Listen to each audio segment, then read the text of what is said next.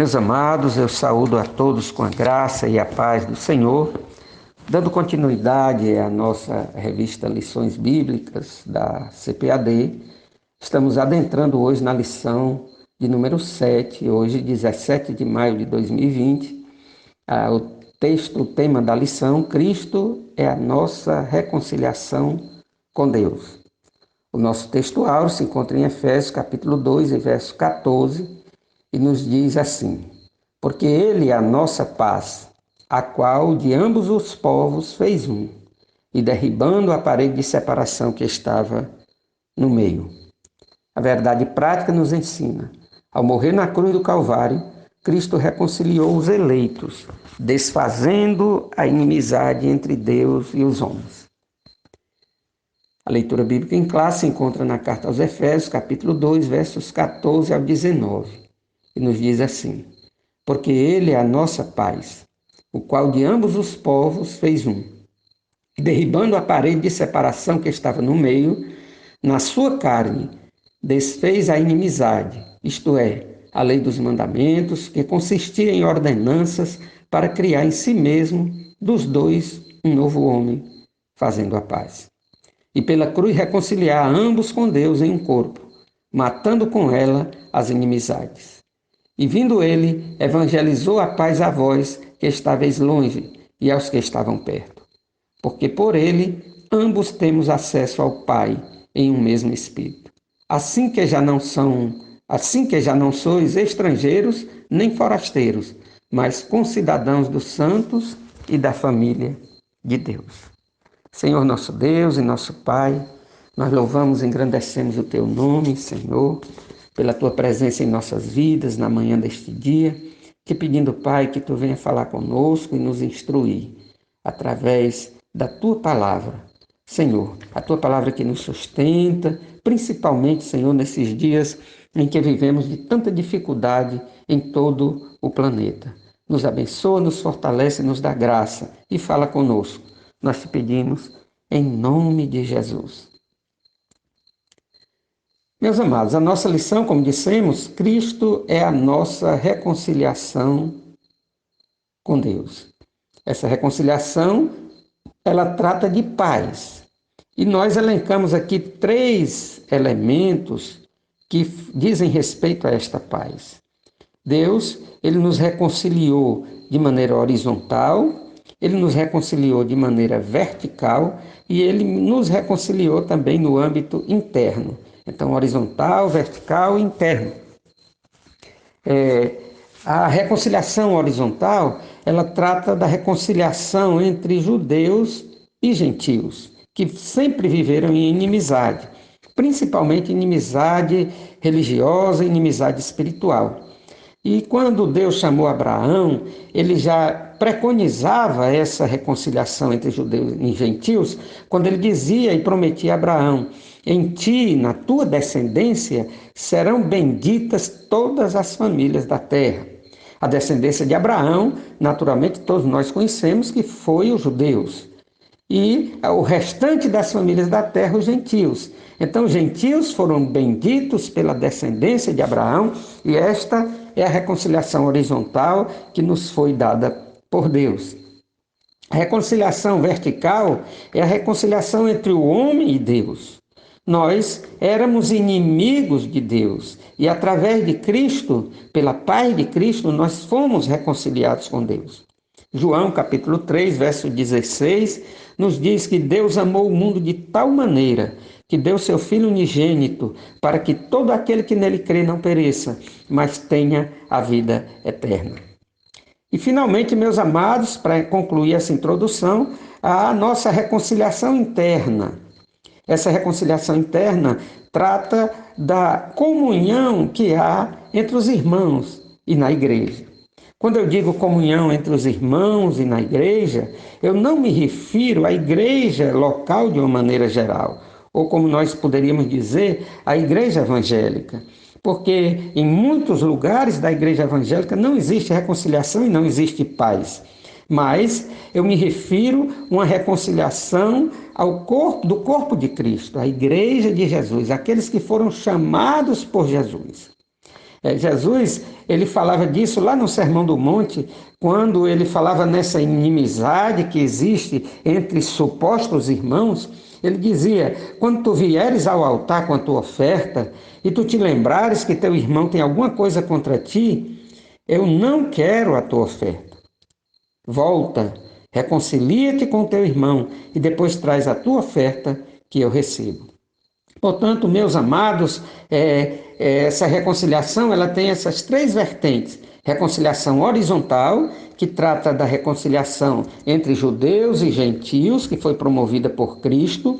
Reconciliação vertical, que trata da reconciliação entre Deus e o homem, que também foi promovida por Cristo. E reconciliação interna, que trata de reconciliação entre os membros da igreja, que também foi promovido por Cristo. Tudo em Cristo. O primeiro ponto diz que Deus desfez a inimizade entre os homens. E trata, no primeiro aspecto, da parede de separação entre os homens. Havia entre o santuário no templo, e o átrio dos gentios, que era o local externo ao templo, onde ficavam os gentios, eles não poderiam ultrapassar aquele lugar. Havia uma parede de separação que separava os judeus dos gentios. Era uma espécie de pequena muralha que dividia os dois lugares.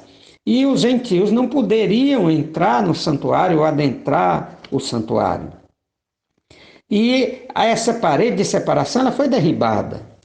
Quando eu digo que ela foi derribada por Cristo, eu não estou me referindo que Jesus chegou com um equipamento de demolição e retirou as pedras e derribou aquela parede. Essa separação, como diz o segundo ponto, ela não é física, é uma separação espiritual.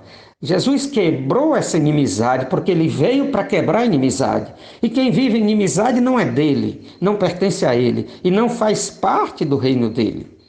E Jesus também mostrava, aliás, a palavra de Deus nos mostrava, quando Jesus estava perecendo, quando Jesus estava morrendo, ele estava de braços abertos e pendurado na cruz, e quando ele dizia: Pai, em tuas mãos eu entrego o meu espírito, o véu do templo se rasgou de alto a baixo. Aquele véu fazia também uma separação entre as pessoas comuns e os sacerdotes, porque somente o sacerdote, o sumo sacerdote, podia entrar naquele lugar, no lugar santo dos santos. Mas com a morte de Jesus, aquele véu se rasgou, indicando que qualquer um de nós tem acesso à presença de Deus, porque no Santos dos Santos estava a presença de Deus. Nós temos acesso à presença de Deus pela morte de Jesus, porque Jesus derribou essa separação, Jesus quebrou essa separação. E o subponto de número 3, ele fala no conceito da lei dos mandamentos.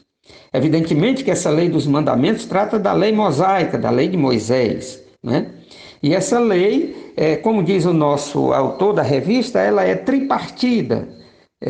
Não é que são 3 leis, é uma lei só, estabelecida em 3 aspectos.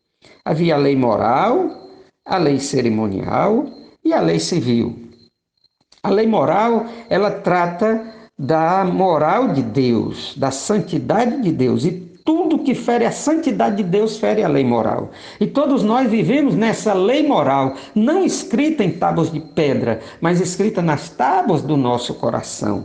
Nós não andamos na prática do pecado, não porque está escrito. Nós não andamos na prática do pecado porque o Espírito Santo habita em nós e ele nos convence da justiça, do juízo e do pecado. Então essa lei moral, ela é eterna, porque a santidade de Deus e a santificação da igreja também é eterna. A lei civil, ela tratava do relacionamento social dos judeus, né? Tratava daquelas leis, muitas delas estão nas constituições dos países, não é? Na maneira como deve viver o cidadão, e tratava da cidadania, não é? Esta lei também foi abolida, foi retirada, porque aquela lei civil, ela dizia respeito aos judeus. E a lei cerimonial? A lei cerimonial, ela tratava das cerimônias, das festividades, das coisas cerimoniais que os judeus tinham a obrigação de participar, né? E eu me lembro que em Colossenses, capítulo 2, versos 16 e 17, o apóstolo Paulo criticava essas cerimônias, dizendo assim: portanto, ninguém vos julgue pelo comer, ou pelo beber, ou por causa dos dias de festas, ou das luas novas, ou dos sábados, que são sombras das coisas futuras, mas o corpo é de Cristo. Então o apóstolo Paulo, ele está determinando que nós não podemos ser julgados por não cumprir mais a lei cerimonial. Na lei cerimonial ele dizia: ninguém vos julgue pelo comer ou pelo beber. Evidentemente que os judeus, eles nessa lei cerimonial, eles tinham a obrigação de comer determinados alimentos e a obrigação de não comer determinados alimentos. Determinados alimentos eram proibidos, como, por exemplo, a carne do porco, a carne da lebre, a carne do peixe sem escama e sem barbatanas. E o apóstolo Paulo diz: agora ninguém mais vos julgue por essas coisas. E depois ele dizia: ou por causa dos dias de festa. Quando ele fala nos dias de festa, ele está se referindo às festas anuais que os judeus participavam. Essas festas, nós podemos elencar aqui algumas: a festa da Páscoa, a festa do Pentecostes, a festa dos tabernáculos, a festa do Purim, que veio depois nos dias da rainha Esther, lá na Pérsia. Então, ninguém deve nos julgar porque não praticamos e não participamos mais dessas festividades. Estas festas eram as festas anuais. Aí ele dizia: também ninguém vos julgue por causa das luas novas. Essas festas eram as festas mensais, a festa da lua nova, porque quando a lua fica nova, meus irmãos, todos sabem que ela perde toda a sua luz, isto é, o sol não ilumina a lua e a lua não reflete essa luminosidade na terra. Mas essa festa da lua nova era praticada mensalmente pelos judeus, porque mesmo na lua nova, no deserto, Deus ele colocava uma coluna de fogo sobre o seu povo para iluminar o caminho e também aquecer o seu povo. Então, as festas da lua nova eram festas mensais, os dias de festa eram festas anuais. E o apóstolo Paulo diz também: ninguém vos julgue pelos sábados. Os sábados eram as festas semanais, a guarda do sábado que os judeus eles tinham a obrigação de guardar. Então o apóstolo Paulo dizia: ninguém vos julgue pelo comer, ou pelo beber, ou por causa dos dias de festa, ou das luas novas, ou dos sábados. E ele acrescenta que são sombras das coisas futuras, mas o corpo é de Cristo. Aliás, meus amados, com relação ao sábado, lá em Gálatas, os Gálatas são repreendidos pelo apóstolo Paulo quando ele diz: vocês guardam dias, guardam meses e guardam anos. Eu presumo que eu trabalhei em vão para convosco. Quando ele dizia vocês guardam dias, ele se referia ao dia que o judeu guardava, que era o sábado. Quando ele dizia guardam meses, ele se referia às festas mensais da lua nova que eles guardavam. E quando ele dizia guardam anos, ele se referia às festas anuais, como a Páscoa, o Pentecostes, o Tabernáculos e a festa do Purim. O subponto 4, ele fala na revogação dos mandamentos. E é interessante que a gente diz que Jesus não veio revogar, ele não veio abrogar, mas ele veio cumprir. Ele é o único homem de sobre a face da terra que pôde cumprir cabalmente a lei de Moisés. Ele é o único homem da face da terra totalmente santo. Nunca houve um engano na sua boca. Você imagina um homem que nunca mentiu. Será que tem mais algum homem ou mulher sobre a face da terra que tem essa prerrogativa? Nunca mentiu. A carta aos Hebreus diz que ele é nosso sumo sacerdote, santo, inocente, imaculado, separado dos pecadores e é maior do que os céus. Portanto, só ele pôde cumprir por nós toda a lei, retirando essa maldição da lei de sobre nós, porque a lei trazia maldição. O segundo ponto, ele fala na paz e diz: pela paz, Cristo fez um novo homem.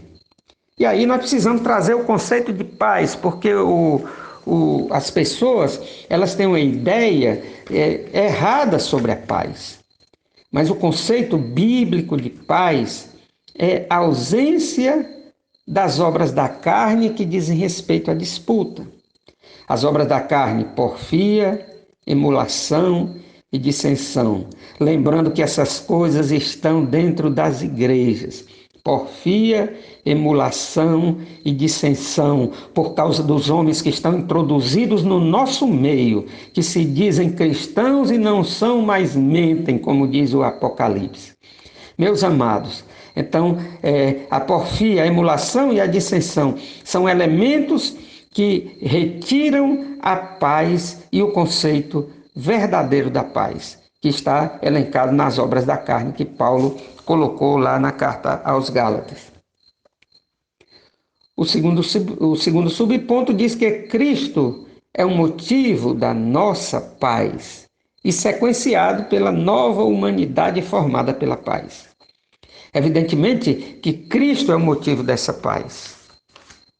Isaías, no capítulo 6, ele mostra até que o nome de Cristo é paz.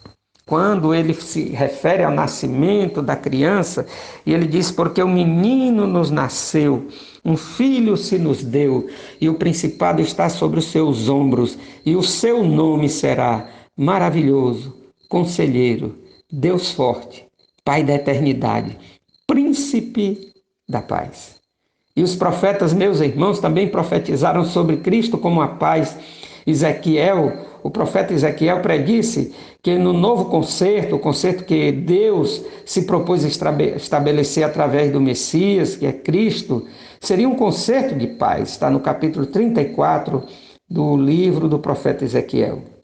E Miqueias, quando profetizou o nascimento de Jesus lá em Belém, quando ele dizia, e tu, Belém Efrata, posto que pequena é entre as milhares de Judá, de ti me sairá o Salvador, e este será a nossa paz. Os anjos, quando vieram proclamar o nascimento de Jesus, que acabara de chegar à terra, eles proclamaram, a paz de Deus acabou de chegar na terra. Portanto, Cristo é a nossa paz. E aquele que não vive nessa paz não está em Cristo. Pode até estar introduzido em alguma religião, em alguma igreja evangélica, mas não está em Cristo. E, finalmente, o ponto 3 da nossa lição diz que pela cruz nós fomos reconciliados com Deus num corpo. E os subpontos são os seguintes. Cristo se fez maldição por nós, reconciliados pela cruz de Cristo. Evidentemente que a cruz é uma maldição. E quem era condenado à cruz passava por toda aquela maldição, todo aquele sofrimento. E Jesus foi condenado à cruz. E o sofrimento de Jesus foi triplo. Foi o sofrimento físico, o sofrimento moral e também o sofrimento espiritual. O sofrimento físico diz respeito a toda a dor física pela qual ele passou. Ele levou chicotadas em todo o seu corpo, lembrando que aqueles chicotes, eles eram feitos com tiras de couro, e nas pontas dessas tiras de couro ou tinham ossos fixos nelas, ou tinham pedaços de chumbo fixo nelas, e quando aquele chicote batia nas costas dos homens, arrancava os pedaços. Ele sofreu também acerca da coroa de espinho que lhe foi colocada na fronte. Naturalmente, aquela coroa de espinho lhe furou a parte superior da cabeça.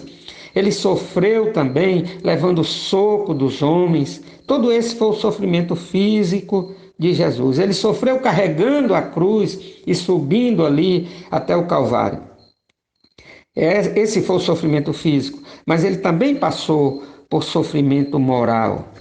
Quando ele, que era santo, que era irrepreensível, imaculado, ele foi escarnecido e cuspido na face por homens ímpios, homens sujos, como nós, Meus amados, todos nós escarnecemos e cuspimos na face de Jesus quando nós andávamos na prática do pecado. E quantas pessoas dizem que aceitou a Jesus e continua na prática do pecado? Estão impondo um sacrifício moral a Jesus, porque um sofrimento moral a Jesus, porque Jesus passou por esse sofrimento. Quando ele era escarnecido e os homens diziam: tu não és o filho de Deus, desce daí, mostra que tu tens poder. Mas o maior sofrimento pelo qual Jesus passou foi o espiritual. Foi a separação plena de Deus. Jesus parece estranho, mas Jesus foi separado de Deus. Deus se afastou de Jesus por causa do pecado que Jesus carregava. Não o seu pecado, porque ele não tinha pecado, mas o meu pecado, meu irmão, o teu pecado. Ele colocou todo sobre si. E Deus não tem comunhão com o pecado, e por isso Deus se afastou de Jesus. E Jesus disse: Deus meu, por que me abandonaste? Por que me desamparaste? Meus amados, e daí nós vemos que Deus, o Pai, ele abandonou a Jesus, seu próprio Filho, ali na cruz, quando ele carregava os pecados, porque Deus não tem comunhão com o pecado. Quanto mais a nós, quando andamos na prática do pecado, como Deus, ele se afasta de nós, porque Deus não tem comunhão com o pecado. E Deus, ele não anda com quem anda na prática do pecado. Esse foi o maior sofrimento que Jesus passou. Foi perder aquela comunhão, pelo menos parcial, com o Pai. Foi por isso que ele, lá no Getsêmani, ele dizia: Pai, se é possível, passa de mim esse cálice. Jesus temia, Jesus que é santo, temia ter que se separar do Pai através do pecado, mas ele te ama tanto que ele passou por tudo isso, por tua causa e por minha causa. E finalmente, nós fomos reconciliados pela cruz de Cristo. Colossenses, capítulo 2, versos 13 e 14, mostra mais ou menos isso. Jesus, ele tomou a cédula que nos condenava, rasgou e cravou na cruz. E agora, meus amados, nenhuma condenação há para os que estão em Cristo Jesus, que não anda segundo a carne, mas anda segundo o Espírito. Glória seja dada ao nome do Senhor. Nós fomos reconciliados pela cruz de Cristo. Que Deus, em Cristo Jesus, possa abençoar todos os amados irmãos. Amém.